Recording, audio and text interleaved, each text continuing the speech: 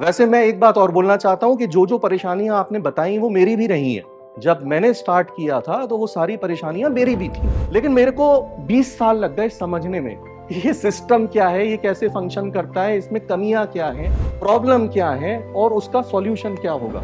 इसीलिए मैं आपकी हेल्प कर सकता हूँ।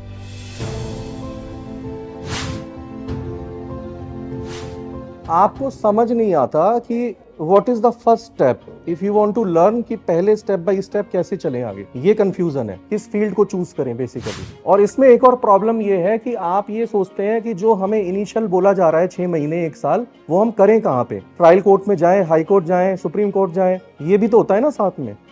फील्ड जब चूज करने का समय होता है, जब सोचते हैं तो दिमाग में एक बात जरूर आती है कि पैसे ज्यादा किस में मिलेंगे, ये सोचते हो ना। आपकी जो प्रॉब्लम्स थी, जैसे आपने बोला कि मेरे को ड्राफ्टिंग नहीं आती। अच्छा, एक प्रॉब्लम और मुझे भेजी थी व्हाट्सएप पे किसी ने कि ग्रुप में भेजी थी कि ये हमें काम ज्यादा कैसे मिले।